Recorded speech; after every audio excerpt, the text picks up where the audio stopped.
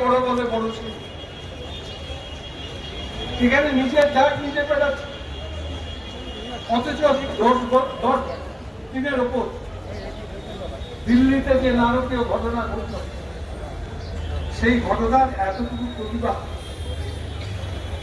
এতটুকু ভিক্ষার কিন্তু আমরা ভুবনেশ্বরে অমিত শাহর সাথে যে খুনের নায়ক, সে অমিত শাহর সাথে ভিক্ষাহারিক আহার সারলে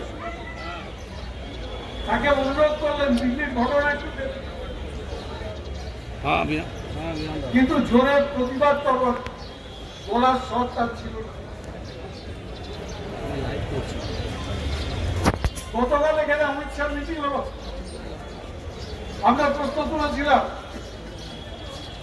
যে সরকারি নির্দেশে কোন প্রাইভেট পাবলিক প্লেসে মাইক বাজিয়ে সরকার সভা করা যাবে না, তাহলে অমিত শাহ সভা করলে কি করবে? রাজ্য সরকার পারমিশন না দিলে শহীদ মিনারে সভা করার অধিকার অমিত শাহ ছিল না। আজকে বাংলার মানুষ তাদের সামনে আমরা এসে দাঁড়িয়েছি,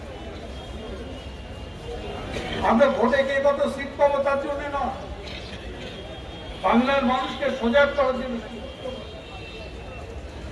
যে কথা বিমানবাবু বললেন যে আমরা এমন একটি রাজ্যের মানুষ যে মানুষের পরিচয় সমস্ত ধর্ম বর্ণের উঠতে দাঁড়িয়ে আজকে সেই বাংলাকে কলঙ্কিত করবার চেষ্টা করল, ভারতবর্ষের ধর্ম নিরপেক্ষতাকে ধ্বংস করবে যে চক্রান্ত, তার বিরুদ্ধে আজকে আপনারা রাস্তায় নেমেছেন। আগামী দিনে আরো প্রাঞ্জল লড়াই, সেই লড়াই আপনাদের সাথে হিসেবে এই বিশ্বাস এবং প্রত্যাশা রেখে আমি আমার কথা শেষ করছি। জয় হিন্দ, বন্দে মাতরম।